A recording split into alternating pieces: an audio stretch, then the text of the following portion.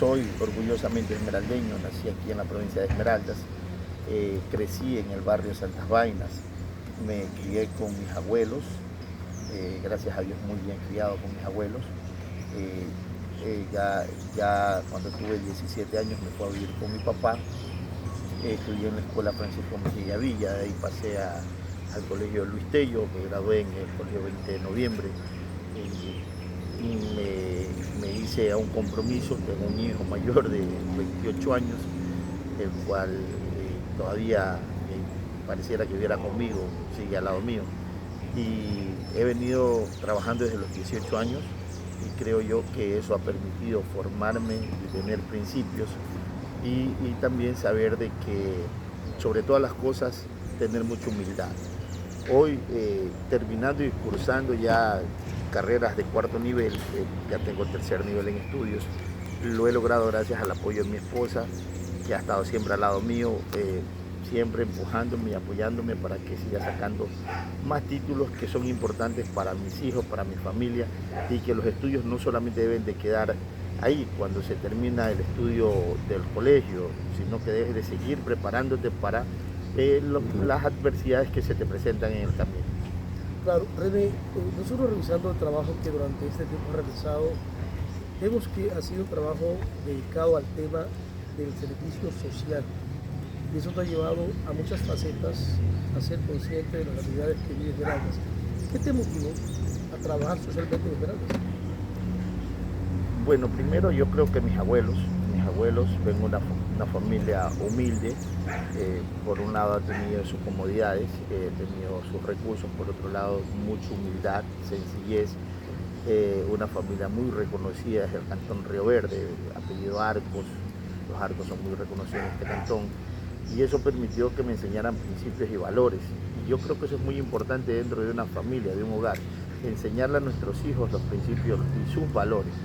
Hoy, gracias a Dios, cuento con dos hermosos hijos, Renato, que todos los conocen, tiene ya 4 añitos Renato, y Renata, que vino después de la pandemia, la inseguridad, nos tocó migrar a Guayaquil y con mi esposa pudimos tener a Renata en la ciudad de Guayaquil, pero nuestro corazón toda la vida ha seguido pendiente de todas las cosas que ha vivido nuestra provincia. Sí, he venido trabajando socialmente desde hace mucho tiempo y yo creo que eso ha permitido vivir de cerca el territorio con las necesidades que atraviesan la ciudadanía de nuestra provincia.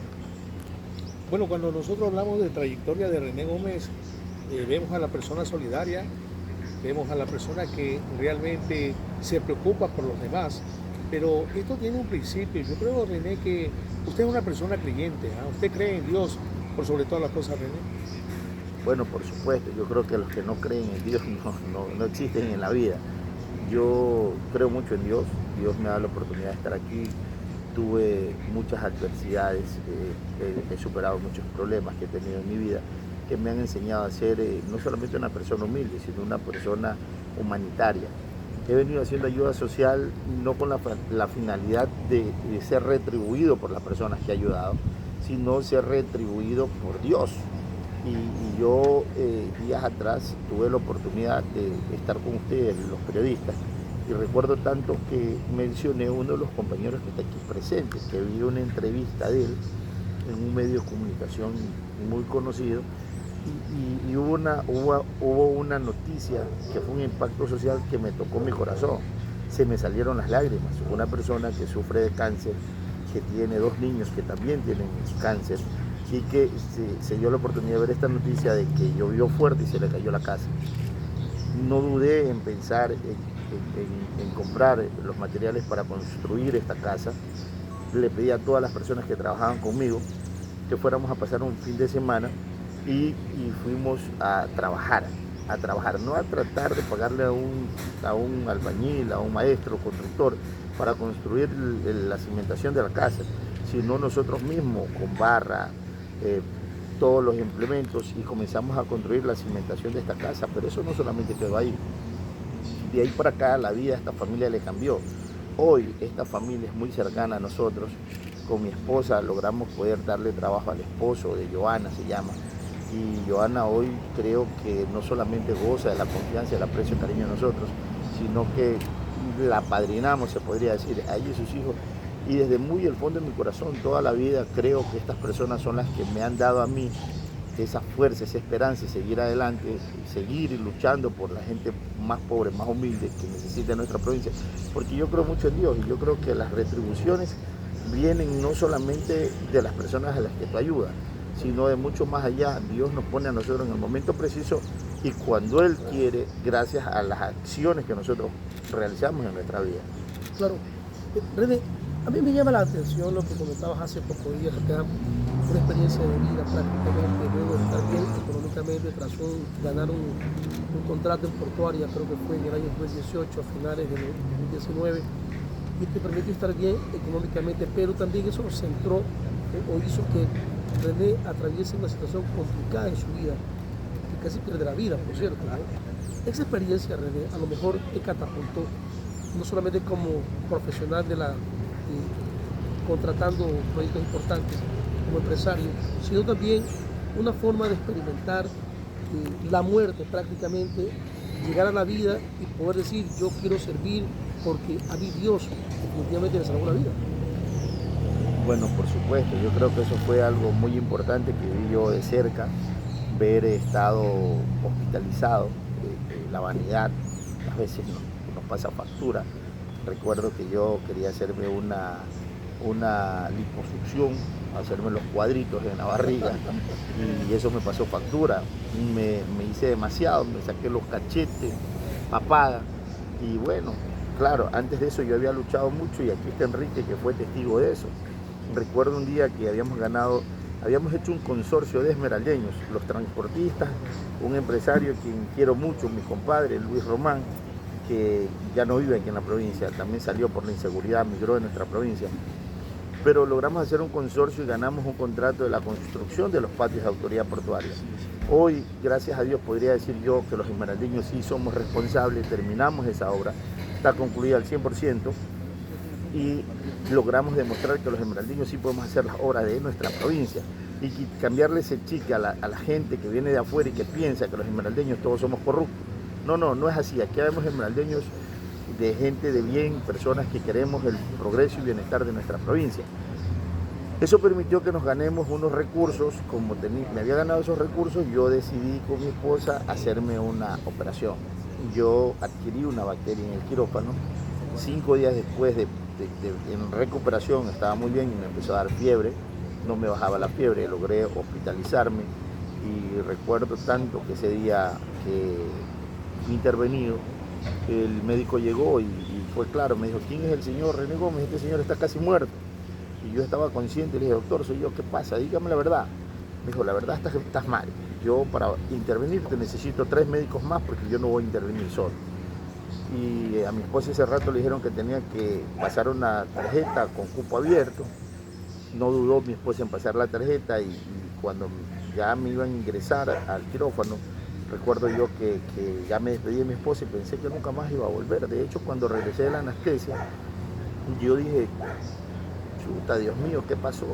Me morí y nunca me pude despedir de mis amigos periodistas, no me pude despedir de mis familiares, de mis hijos, mi familia. Porque vi alrededor más de 20 personas arropadas así y dije yo, estoy en la morgue. Pero gracias a Dios cuando alcanzo a mirar de nuevo la pantalla, porque alguien entró, caminó y veo la pantalla y me dice, ya está en recuperación, tranquilo. Y era la sala de recuperación de este hospital. Y eso hizo que viviera algo extraño, ¿no? Ver a mi familia en los exteriores de la clínica donde estaba hospitalizado, de que mi familia no podía estar al lado mío.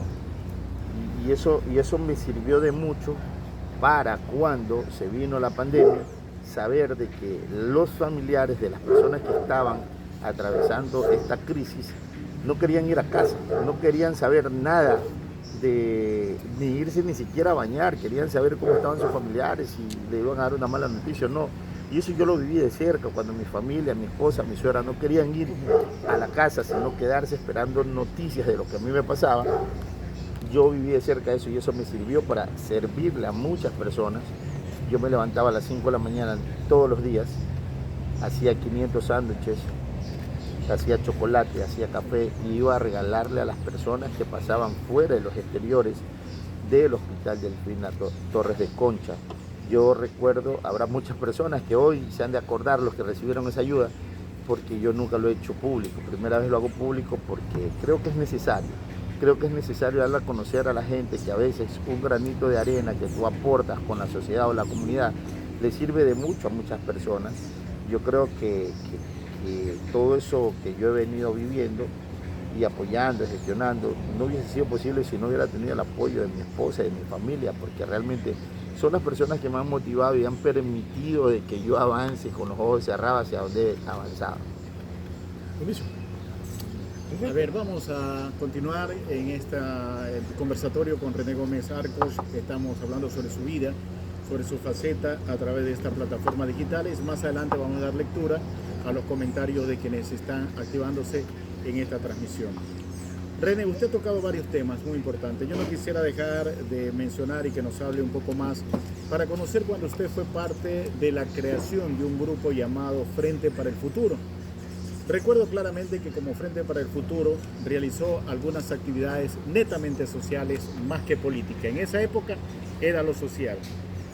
Donaba, arreglaba en los barrios, el tema de lo que tiene que ver con mingas de limpieza, caramelos en Navidad, ayuda social a las personas que lo necesitaban, ayudó a construir la casa, como hizo referencia de la señora que tenía un problema de cáncer. No solo era ella y sus 2 hijos, y ahora usted nos cuenta que hizo algo muy importante y que recién hoy nos enteramos que ese corazón noble de René hizo algo por esta familia.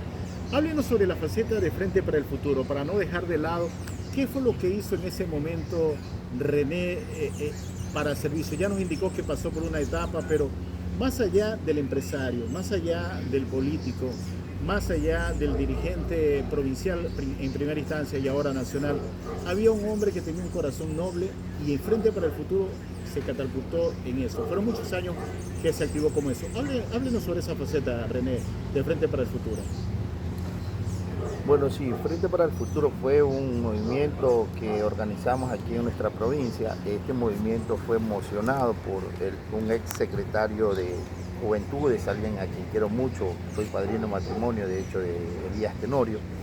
Él me motivó a que formáramos este Frente para el Futuro y esta organización de amigos articuláramos socialmente en los barrios, en muchos sectores. Es más, como Frente para el Futuro pudimos articular con el gobernador de ese gobierno, que era el señor Pablo Haddad, y poder hacer las famosas brigadas Plan Toda una Vida. Estas brigadas eran brindar todos los servicios de las instituciones públicas en ciertos sectores, y nosotros dábamos el acompañamiento de la articulación en territorio, el levantamiento de las comunidades y poder darles el servicio de todos los servicios que puede brindarles las instituciones públicas. Eso permitió hacer una plataforma política que respaldamos una consulta en ese momento de una consulta por el sí. Obviamente ganamos de 13 preguntas 12. Yo creo que eso fue un principio de que nosotros estábamos demostrando nuestro rechazo a la izquierda y siempre nos fuimos del lado de la derecha, porque creemos mucho que el empresario que genera fuentes de empleo no es enemigo de los trabajadores. Yo creo que un empresario que emprende en un negocio, que tiene que en muchas ocasiones poner su patrimonio de sus hijos en juego para poder generar fuentes de empleo, no se lo puede satanizar ni direccionar a que son enemigos de los trabajadores. Yo vivo convencido que el empresario que genera fuentes de empleo debe de respaldárselo, porque estos son los que permiten las oportunidades del desarrollo de nuestro pueblo, de nuestra comunidad. Inicio. Sí, bueno, yo quisiera hacer una pregunta a René en torno a lo de la pandemia, y debo ser testigo de lo que ocurrió conmigo, y que fui internado en el Hospital Delfina Torres de Concha con una pulmonía tipo 2 severa, donde lo llamé a René y le dije: amigo, necesito que el hospital me atienda porque si no me atiende me muero.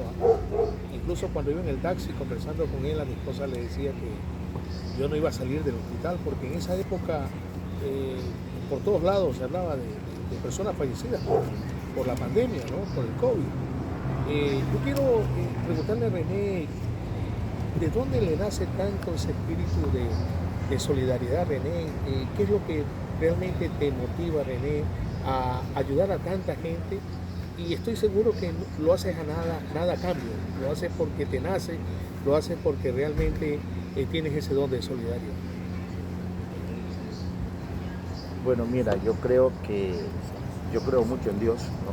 De hecho, yo tengo experiencias que he vivido de cerca con mi esposa. Nosotros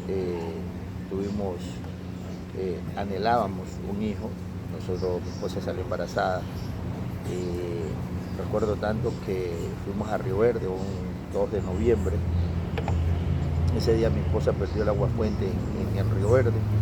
Llegamos al Cantón Esmeraldas, llamamos a los médicos que la trataban a ella, que le hacían su seguimiento, su chequeo. Era su primer bebé.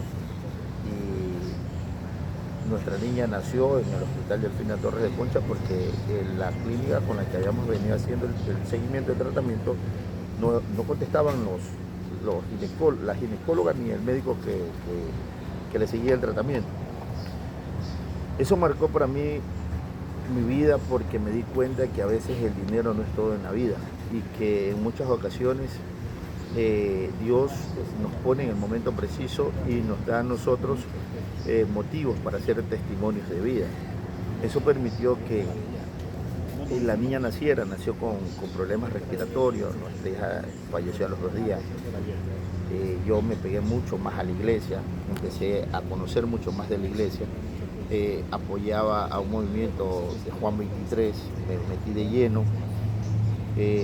Eso me marcó porque yo empecé a meterme mucho más con la ayuda social de las personas que más necesitaban y saber de que Dios tarde o temprano me iba a retribuir con lo que había perdido. Y creo que Dios me ha dado demasiado. Ahora tengo 2 hermosos hijos que son terribles, son demasiado terribles. Son la adoración de mi familia, la adoración de mis suegros, de mi adoración. Creo que son el motivo por el cual yo pienso que cuando yo ayudo a cualquier otra persona, Dios me va a ayudar a mis hijos. Y es por eso que yo vivo peleando por la mano de obra local, por los beneficios de nuestra provincia, pero también porque, ¿sabes? Algo muy particular que me di cuenta ahora, mucho después. Recuerdo que en el terremoto del 2016, Esmeraldas había quedado fuera de la reconstrucción, con el señor Luis Valverde Cuero, con el señor Jaime Vaca, presidente de los ganaderos, otro amigo que falleció, que ya no está, Modesto Loro, un empresario, y Guillermo Lemos y quien habla. Yo representaba la transportación de la provincia. Recuerdo tanto que la ex gobernadora Paola Cabeza decía que no pasaba nada en el tema de la reconstrucción, que la gente estaba todo bien. Y nosotros, al quedarnos fuera de la reconstrucción por ley, tuvimos que obligarle al expresidente Correa en ese entonces, obligarle a que nos meta por decreto, porque donde íbamos con cartelones, y eso fue muy importante porque logramos que no existieran las camisetas políticas. El señor Lenín Lara como alcalde, la prefecta de ese entonces, Lucía Sosa, los sentamos, 2 opositores políticos que nunca se podían ver. Los obligamos a sentarse y a pedir que a Esmeralda se lo ponga como un decreto para la reconstrucción. Pero eso porque yo estaba en territorio y veía a diario las necesidades, personas que vivían debajo de carpa, muchas personas que ayudamos a hacer el levantamiento, que fallecieron, que perdieron su vida, perdieron su hogar. Y yo todos los días me levantaba y salía a tratar de pelear, viajaba siempre a Quito, a Manabí, peleando porque Esmeralda entrara a la reconstrucción. Pero lo más importante de todo esto es que nosotros alquilábamos, no teníamos casa. Habíamos iniciado con mi esposa recién y alquilábamos, teníamos ya unos 5 años de casados y alquilábamos en una casa en Esmeraldas Libre y no teníamos casa. Teníamos un terreno que mi esposa había decidido que comprar un terreno y ese terreno estaba vacío. Por sorpresa, después de este terremoto, porque muchos saben que yo construí el malecón de Tachina, esa construcción me costó a mí mucho, a mi suegra, a mi esposa, meter sus tarjetas, endeudarse para culminar una obra, la cual después me quitaron la administración y yo quedé perdido con más de $200.000, iniciando mis pininos en la contratación pública. Esto hizo que yo desistiera y le cogiera fobia a la contratación. Y obviamente me apegué con mi esposa, formamos una compañía de transporte humildemente esmeraldeña y humildemente la más grande del país hoy en día. Esta empresa de transporte, que ha sido el soporte para todas las cosas que hemos venido haciendo, siempre ha sido el soporte de nosotros en todas las otras empresas que tenemos nosotros, ha sido la empresa que ha soportado y ha financiado todas nuestras acciones dentro de estas otras empresas. Eso permitió que yo no quisiera saber más nada de la construcción, pero conocí a un viceministro de transporte que pasó a ser viceministro de vivienda. Y recuerdo tanto que un 5 de agosto me dijo a mí, vamos al Midubi, y me dijo, tú sabes de construcción, vuelve y construye, ¿sabes qué? Estamos buscando personas de confianza, personas serias, que vayan y construyan las viviendas, porque tenemos alerta que están cogiendo los anticipos y se están yendo con el anticipo. Recuerdo que eso permitió y dije yo, bueno, voy a construir 50 casas. Y construí 50 casas, estas 50 viviendas fueron bien construidas, con el mejor material, sabiendo que teníamos que cumplir las necesidades. Pero tuve la oportunidad de ganarme un recurso y poder construir en mi casa a mi gusto, al gusto de mi esposa.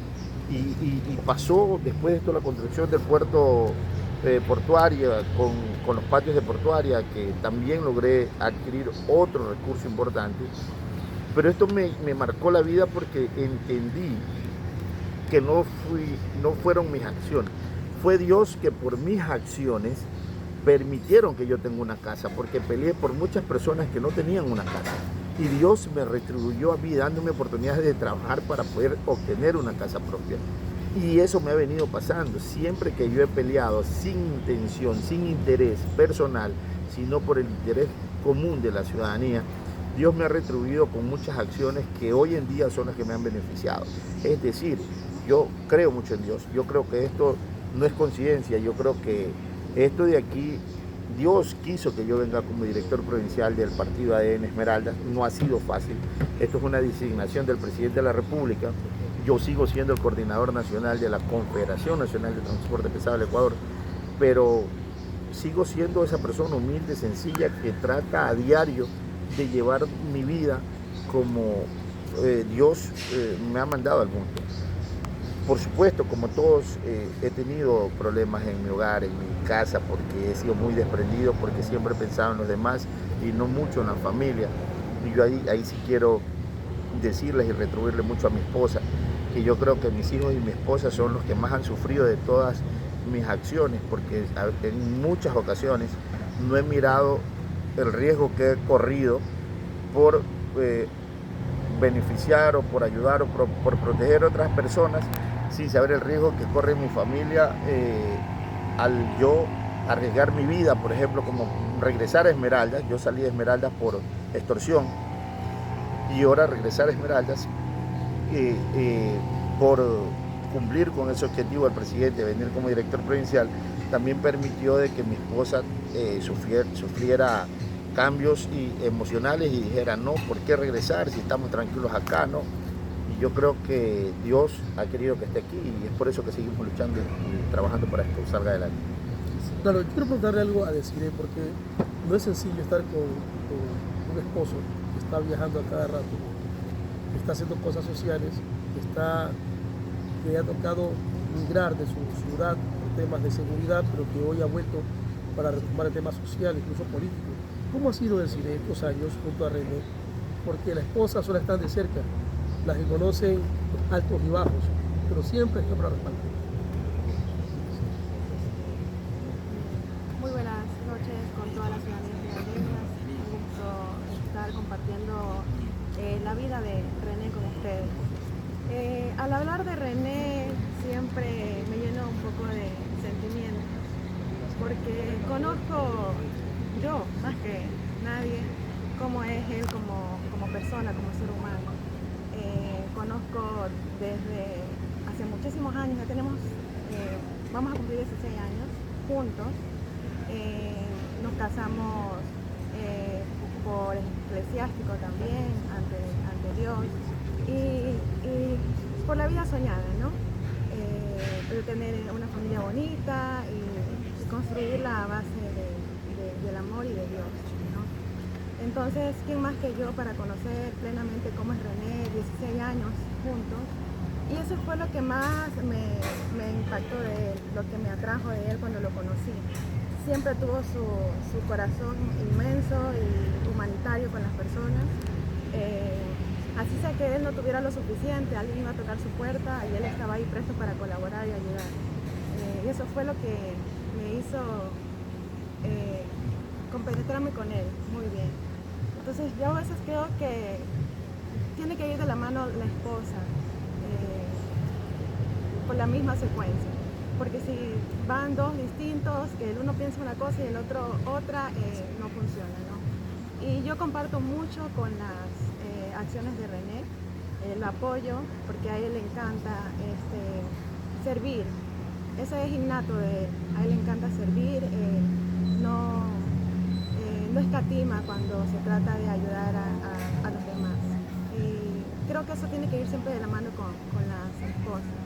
Ha sido muy difícil para nosotros como familia, para mí, para nuestros hijos, de no tenerlo al lado todos los días. Pero yo sé que él lo está haciendo porque le nace, porque le apasiona servir, porque le apasiona a la gente, le apasiona estar con las personas, servir y eso es lo que le gusta. Entonces nosotros hemos estado siempre apoyándolo como familia, yo como esposa. Tener paciencia. Él siempre trata de estar los fines de semana con nosotros. Sé que nuestros hijos necesitan más de él, de compartir, de estar todos los días, de tener la figura paterna para a veces corregir.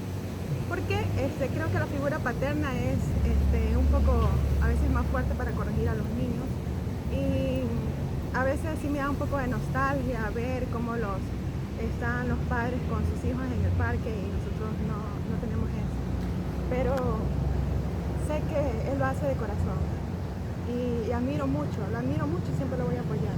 ¿Sí? Decir es importante escuchar. Dice que detrás de un gran hombre hay una gran mujer. ¿Quién más que dice el dicho que quien conoce el fondo de la olla es la cuchara?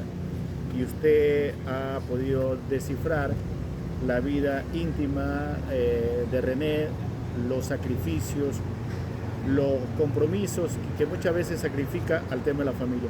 Yo quiero preguntarle algo más allá, deciré, ¿algún momento René llegó a la casa apesadumbrado, con depresión? ¿Llegó algún momento a llorar y decir, mija, me pasa esto? Y ahí ha estado el hombro suyo, ahí ha estado la voz suya para decirle, tranquilo, vamos, esto es así, no te preocupes. ¿Cómo es esa parte íntima entre el René que vemos nosotros y el René que no conocemos, que solo lo conoce la esposa? Saben que René es una persona muy sensible, es muy sensible. Y a pesar de que conozco que le pasan muchas situaciones, porque tiene alrededor muchas situaciones de la transportación, de su tema político, de las personas, de que tiene que ayudar aquí y acá. Son muchas cosas que están siempre en su cabeza y muchos problemas a sí mismo de solucionar. Y él es muy fuerte. Considero que es una persona muy fuerte para toda la carga que tiene en sí. Pero a veces sí se ha bajoneado porque no siente que el apoyo quizá de quienes tienen que apoyarlo en su tema, porque lo está haciendo muy bien y se merece. Yo creo que sí se merece más apoyo de a su alrededor, de la ciudadanía, de las autoridades. Entonces a veces sí se bajonea y dice, me dan ganas de renunciar, de venirme, de estar con ustedes. Y yo estoy ahí siempre para apoyarlo y darle aliento. Aunque él es muy fuerte, pero a veces sí se bajonea. Pero ahí estamos nosotros como familia. Sería importante para luego dar el paso a Vinicio. René, en la vida ha habido algunas cosas positivas, ha habido traiciones de amigos, ha habido pérdidas humanas de personas cercanas a ti en el COVID-19 y ahora con el tema de la violencia que se vive en el país. ¿Qué recuerdas tú de tus amigos? ¿Has llorado alguna vez cuando has sentido que alguien de quien tú nunca esperabas te traicione? ¿Has sido traicionado, René Gómez? Bueno, yo creo que traicionaron a Jesús. Nosotros tenemos que estar preparados para eso y cualquier cosa más. Yo pienso que el sentido de pertenencia de las personas se ha ido perdiendo por toda la problemática que ha ido arrastrando las condiciones de vida que nos han dado las autoridades de turno en nuestra provincia, que son las causantes de no haber hecho bien las cosas para que hoy vivamos lo que estamos viviendo. Jóvenes que están insertando en las bandas narcodelictivas por falta de oportunidades, por falta de llevar dignamente el sustento a sus hogares, y que eso siempre lo hemos venido peleando, buscar una alternativa, que estos jóvenes también puedan conseguir un espacio de trabajo. Y es allí donde yo estoy convencido con este presidente, porque mira, hoy piensa en los jóvenes, en que estos jóvenes se inserten en la sociedad generando más de 80.000 fuentes de empleo, a jóvenes que sean solamente bachilleres de 18 a 28 años. Mira, yo creo que todo esto que hemos vivido nosotros, sí, decía mi esposa, claro, yo soy muy sensible, soy muy fuerte, y a nivel nacional la transportación lo reconoce, que de todos los dirigentes el más fuerte, el que más grita, el que más reclama soy yo, pero también soy muy sensible y sí me he bajoneado, he decaído a punto de renunciar, pero también he regresado y he dicho no voy a renunciar porque la gente que tiene esperanzas puestas en nosotros no puede quedarse en el aire. Yo voy a regresar a la nacional. Yo estoy muy bien en la nacional, en la dirigencia nacional de la transportación me piden a grito a diario. La semana pasada me tocó articular toda la semana con problemas nacionales, pronunciamientos de paralizaciones en Guayaquil, los tanqueros de abastecimiento de combustibles, me tocó viajar a solucionar el problema. Pronunciamientos de compañeros transportistas queriendo respaldar ese paro en Archidona, en el oriente, me tocó articular y darles a conocer a mis compañeros transportistas que una paralización a este gobierno, amigo, que nos ha abierto las puertas, que ha trabajado por nuestro gremio, no podemos quitarle el respaldo haciendo una paralización. Hoy tenemos una alerta de una posible paralización para este 27 de nuestros compañeros de Esmeraldas, los cuales ya estoy articulando y apagando ese incendio, porque no puede ser posible que la transportación le dé la espalda a este gobierno. La transportación fue uno de los gremios más golpeados a nivel nacional. Fuimos nosotros a los que nos secuestraban 10, 12 compañeros diarios, 3 o 4 compañeros diariamente eran asesinados. Esas familias nunca más van a volver a ser las mismas. Y eso duele, marca una historia de lo que hemos vivido nosotros a nivel nacional por la inseguridad. Pero llega un presidente al que nosotros apoyamos y pusimos nuestra esperanza en él, y cambia esa historia. Solicitamos nosotros como transportación militarizar el territorio ecuatoriano al gobierno anterior y nos dijo que había que hacer una reforma a la asamblea, o sea, vayan a arreglar su problema a la asamblea. Este presidente se le planteó y inmediatamente convocó a sus ministros de Estado y militarizó el territorio ecuatoriano con sus decretos. Eso permitió que nosotros hoy superamos esta crisis y que sea entre semanas estos actos, pero que aún no se ha solucionado 100%, pero que se sigue trabajando con el presidente para que se solucione 100% esta problemática. Y eso marcó la historia, porque les voy a contar aquí otra anécdota.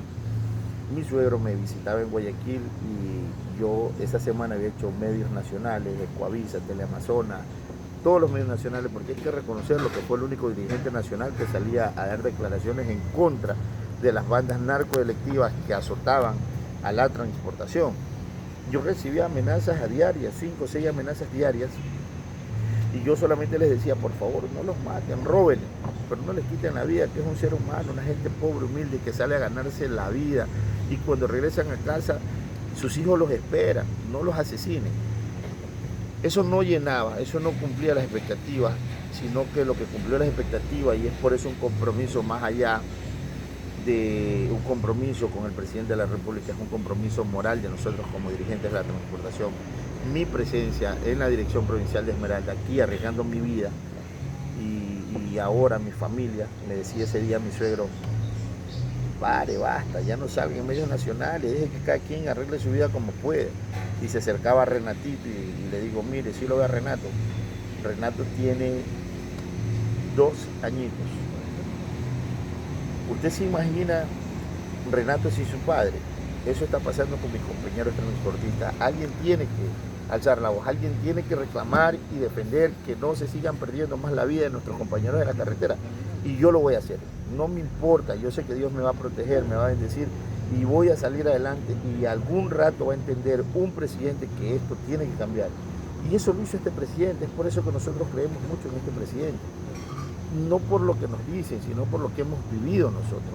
Muchos empresarios en nuestra provincia migraron, cerraron sus empresas y se fueron y quedaron miles de personas sin empleo que ahora están pasando las necesidades más grandes que atraviesa nuestra provincia. Hemos tratado de recuperar nuestra seguridad, pero falta mucho más. Y es allí donde yo les digo a todos ustedes, créanlo, no ha sido fácil para René Gómez el lado humanitario, todo lo que hemos venido trabajando socialmente. Ahora yo creo que se marca una historia y que no les vaya a extrañar el día de mañana cuando yo esté en territorio pidiendo el voto para este presidente, para estos candidatos a la Asamblea Nacional, que no llegue solo, porque no soy un desconocido, porque en algún momento estuve en territorio, estuve en los barrios apoyando, gestionando, y toda esa ayuda social que nunca la hice conocer, que la estoy dando a conocer ahora, es porque voy a salir a territorio, voy a empoderarme de esa campaña del presidente de la República y vamos a salir a pedir el voto, porque es lo menos que puedo hacer por un presidente amigo que nos escuchó y hoy a él le debemos la paz, la seguridad, la tranquilidad, todos los ecuatorianos. Bien, quería culminar una idea que la dije cuando estaba en la faceta de la pandemia, que lo llamé a René y René me abrió las puertas en el hospital y me salvaron la vida.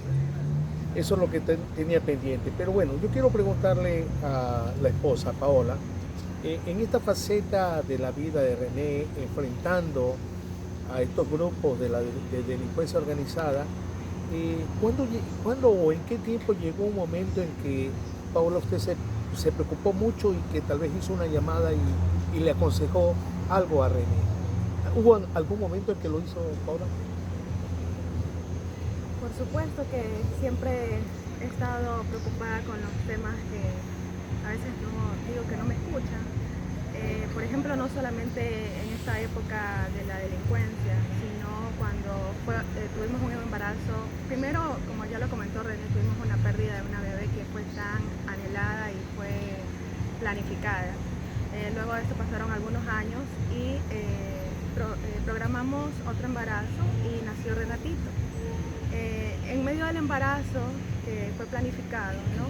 Fue preparado, vino la pandemia.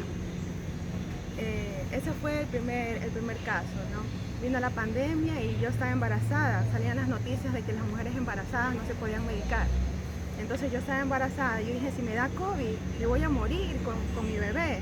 Yo le decía, René, no salgas a la calle a dar víveres, no, deja que vaya otra persona, tú me vas a traer el COVID y me voy a morir con mi bebé. Y René me decía, no, yo tengo que salir a la calle, hay tantas familias que no tienen que comer, yo tengo que darles, armaba víveres, compraban con otros grupos, nuestra compañía de transporte, nuestros socios, una vez más les doy las gracias porque estuvieron ahí también apoyándonos con la compañía Horlugons, los socios de la compañía Horlugons, también aportaron para dar víveres en la pandemia y René se empoderó de esto y hacía las canastas de víveres para entregar a las casas. Y yo le decía a René, tú me vas a traer el COVID, porque estaba en todo el boom que la gente se moría, que habían muertos en la calle y no sabían cómo medicar. Y aún más las mujeres embarazadas que no se podían medicar porque las medicinas eran muy fuertes para consumirlas, ¿no? Entonces yo le decía a René y le imploraba, René, no salgas, quedémonos aquí en casa, tenemos un bebé, estoy embarazada, me voy a morir. Y René me decía, no, oremos a Dios y vas a ver que no te va a pasar nada, que no te va a pegar el COVID, yo tengo que hacer esto. El Señor me está llamando que yo haga esto, que hay muchas familias que están muriendo de hambre y no tienen que comer. Entonces yo decía, y oraba, yo decía, que no me pegara la enfermedad, que René fuera salvo, que no le pegara la enfermedad. obviamente le pegó luego cuando ya había cómo medicarse, pero cuando él estuvo en las casas entregando los víveres, no se enfermó. No se enfermó y tampoco yo, gracias a Dios, y yo creo que eso es una fortuna, ¿no? Creo que Dios nos retribuyó de esa manera, dándonos salud en esos momentos. Y ahora en esta otro episodio de la seguridad, igualmente René, el único dirigente nacional de la transportación que salía a pelear porque militaricen las calles, militaricen las vías, que nos están matando a los transportistas y bla, bla, bla. Yo decía, pero tú no eres el presidente de la transportación, tú eres el coordinador nacional, que salga el presidente. Me decía, no, si no sale nadie, yo tengo que hacerlo. Yo le decía, René, pero te están amenazando, no pienses en nosotros, nos vas a dejar solos. Y me ponía a llorar. Yo decía, Dios mío, René nos va a dejar solos. Porque entré en desesperación y le dije con mi familia, todos preocupados por él, porque él viajaba a Esmeraldas, porque él se le mete su convicción de que él tiene que hacer algo y no hay quien lo detenga. Entonces nos tocó apoyarlo con las oraciones, para que el Señor lo proteja y que él siga su camino, que eso es lo que a él le gusta. René, ¿alguna faceta de tu vida te recuerda tanto que te provoca llorar? ¿Qué es lo que te extrañas o qué es lo que te hace poner sensible? Porque estamos viendo de que ese hombre fuerte también llora, no solamente cuando comíamos la cebolla para el COVID, sino que también llora porque también es un ser humano con sentimiento, también es un ser humano que le afecta o que siente nostalgia. ¿Qué es lo que te hace recordar a ti que a veces te provoca ser muy sensible e incluso hasta llorar? Bueno, yo creo que primero mis hijos. Siempre cuando he estado en territorio y a veces he tenido acá en Esmeralda 15, 20 días y no he podido ver mis hijos, he sentido nostalgia y me he llorado. Y también esa nostalgia cuando veo que alguien tiene un problema y no puedo ayudar a esa persona, eso a mí me da mucha nostalgia y yo creo que yo tengo que hacer algo, o sea, no me puedo quedar ahí. Mira, y es cierto lo que mi esposa decía, yo me lloraba en la cama y decía, yo no me puedo quedar aquí impávido en la cama esperando que la gente se muera, o sea, nosotros teníamos que hacer algo. Y yo eso lo hacía de corazón, no lo hacía porque quería ser político, porque yo no aspiro ser ningún candidato en las seccionales a la prefectura, a la alcaldía, no. Y si hoy estoy aquí en Esmeraldas, es por retribuir las condiciones de vida de mi provincia, de mis hermanos esmeraldeños, porque no están solos, porque si hoy tenemos un presidente que decidió mandarme a Esmeraldas y he decidido venir a Esmeraldas, es porque yo quiero lo mejor para mi provincia. Lo estoy haciendo a nivel nacional para otras provincias, ¿por qué no lo voy a hacer para mi provincia? Y siempre voy a luchar por la mano de obra local, que esas personas que hagan las obras de nuestra provincia sean esmeraldeños. Y mira, y yo recuerdo tanto una mañana, voy al puerto una mañana a las 7 de la mañana y me toca y necesitamos 4 trabajadores. Y entonces yo digo, yo voy a salir a escoger los 4 trabajadores. Habían más de 300 personas y escoger 4 personas entre 300 es difícil. Y tú escoges al azar, venga usted no, el de allá, venga allá. Cojo y le pregunto, ¿desde qué hora estás aquí? Me dice, desde las 4 de la mañana. ¿Pero qué vienes a hacer aquí a las 4 si nosotros llegamos a las 8? Es que yo tengo la esperanza que llegando a las 4 puede ser que me atiendan. ¿Cuánto tiempo tienes aquí? Tengo 15 días viniendo todos los días a las 4 de la mañana. ¿Y dónde comes? No como. Y a veces cuando llego a mi casa no hay que comer. Mis hijos lloran por comida. Y eso a mí me mata porque yo no quiero que nadie pase necesidades, porque yo creo que todo ser humano merece vivir dignamente.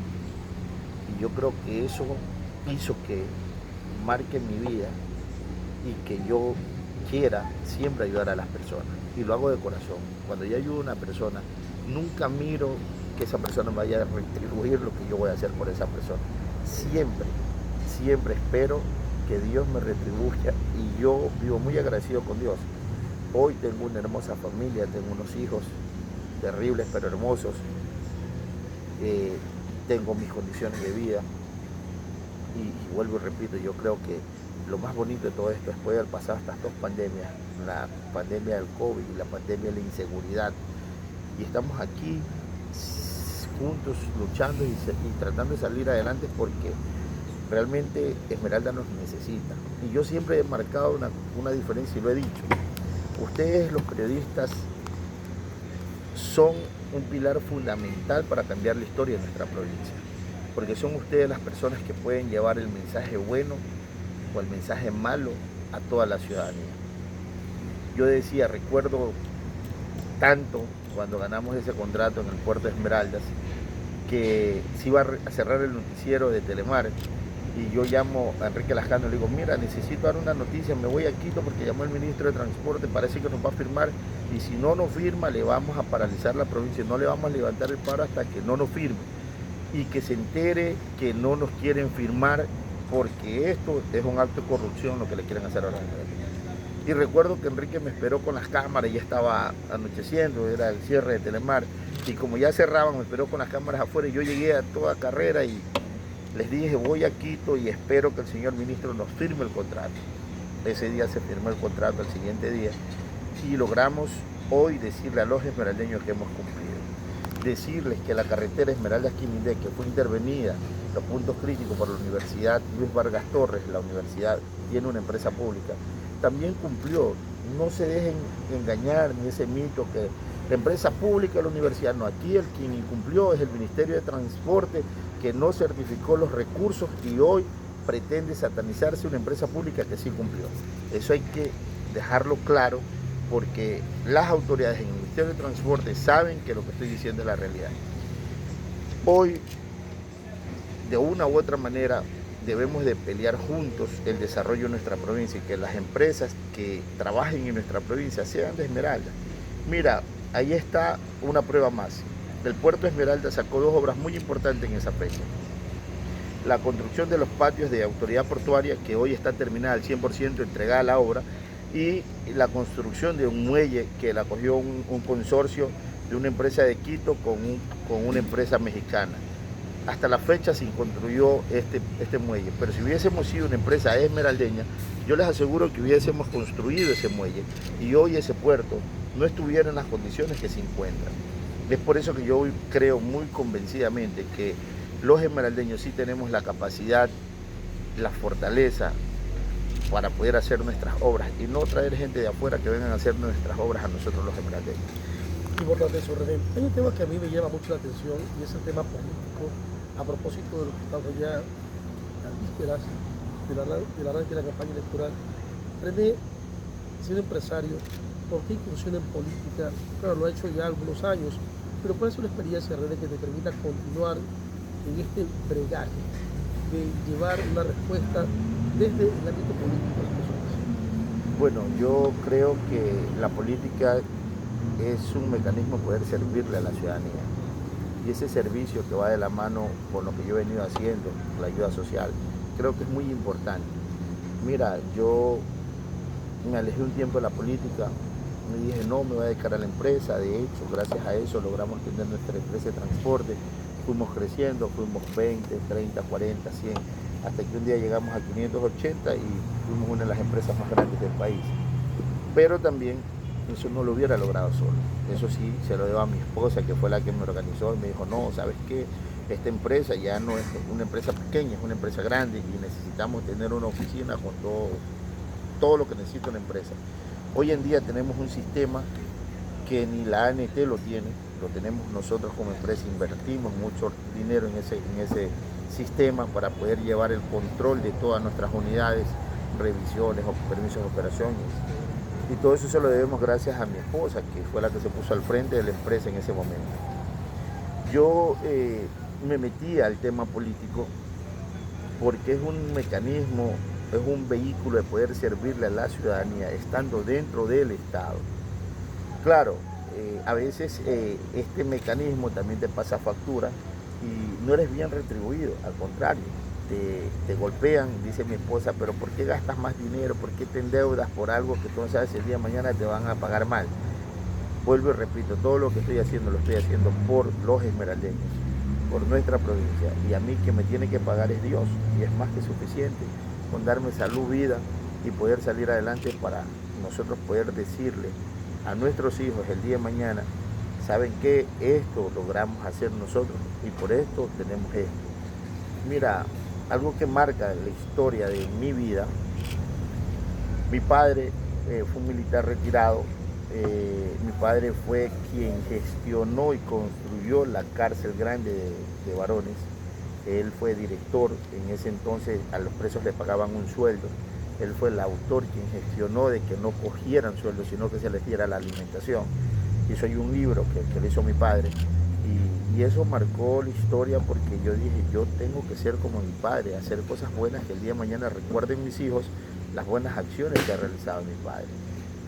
Y eso ha permitido que yo siempre quiera estar metiéndome en el tema social, en el tema político y tratar de ayudar a las personas que más lo necesitan. Sí, René, en ese camino yo tengo también una inquietud, una pregunta para usted, René. ¿Por qué no ha mantenido usted una línea política única? Y le pregunto esto porque alguna vez, cuando hemos conversado, usted me ha dicho que muchos políticos lo terminan decepcionando a usted, porque usted le ha apostado a esos políticos para tratar de lograr muchas cosas importantes para esta provincia especialmente. En eso, René, ¿ha pasado de que se ha estrellado usted con algunos políticos? Bueno, sí, mira, y es importante decir eso porque muchos detractores políticos el día de mañana van a decir, pero es que él se cambia de camiseta cada rato. A ver, hay que tener claro una cosa. Yo no he sido candidato de un partido político y me he ido a otro partido político y me he ido a otro partido político. Segundo, apoyé al gobierno de Lenín Moreno, apoyé a la candidatura del presidente Guillermo Lasso, pero también le paralicé el país a Guillermo Lasso porque no estaba haciendo bien las cosas. Es decir, si yo veo que las cosas no están bien, yo no tengo que irme por el interés personal y dejar el bien común de las personas.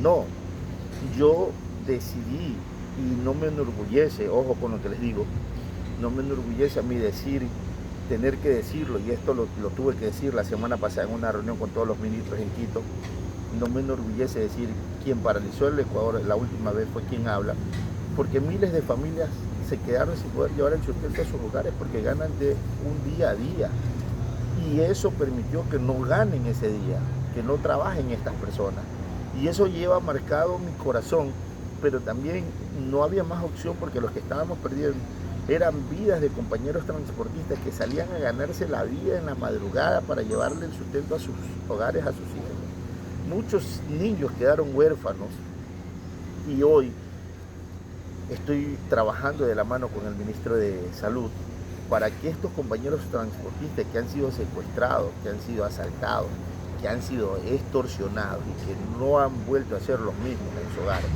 puedan ser atendidos gratuitamente por parte del Ministerio de Salud, por los profesionales en psicología, y que nosotros podamos poner las instalaciones de unos contenedores que están en las carreteras, que van a ser puntos seguros para poder transportar los convoyes de la transportación pesada, y poder firmar un convenio y que el Ministerio de Salud pueda poner esos profesionales gratuitamente a dar un servicio a nuestros compañeros transportistas. Y estas son las gestiones que nosotros hacemos y que le llena a nuestros agremiados a nivel nacional, porque no estamos pensando en el interés personal, en decir yo quiero importar 100.000 llantas y me voy a ganar $5 millones y el resto que se sigan muriendo los compañeros transportistas. No, la vida de nuestros compañeros no tiene precio. La vida de nuestros compañeros no es negociable ni con llantas ni con incentivos. Nosotros seguimos pidiéndole al gobierno seguridad y este gobierno nos ha dado seguridad. Falta mucho más, por supuesto. Vamos a seguir trabajando y con esto te quiero decir, si el día de mañana este gobierno no hace bien las cosas, yo voy a dar un paso al costado. Está haciendo bien las cosas y por eso hoy me tienes aquí como director provincial poniendo en riesgo mi dirigencia nacional de la transportación y con el respaldo de toda la dirigencia nacional de la transportación que sabe que no ha sido fácil asumir una dirección provincial en una de las provincias más conflictivas y de la cual salí por extorsión y que gracias a Dios hoy me encuentro aquí. Sí, con seguridad no puedo decir que no, el gobierno nacional me ha puesto toda la seguridad respectiva para yo poderme trasladar, movilizar, hacer mi trabajo aquí en territorio, pero eso no le llena la tranquilidad a mi familia. Mi familia sufre todos los días cuando René está en territorio. ¿Qué pasa? sufren cuando René sale en entrevistas y tengo que tocar el tema de la inseguridad. Pero así también he dicho de que es importante que ustedes, los medios de comunicación, lleven el mensaje claro que si hoy tenemos paz, seguridad, tranquilidad, es gracias a las decisiones del presidente Daniel Noboa, sí, y eso no podemos dudarlo, en pensarlo. Y hoy más que nunca necesitamos seguir respaldando a este presidente que tiene que seguir trabajando por el bien de todos los ecuatorianos. Bueno, estamos ya llegando a la parte final de este conversatorio para conocer más algunos detalles sobre la vida de René Alfonso Gómez Arcos. Quiero darle la palabra primero a Vinicio para que se despida.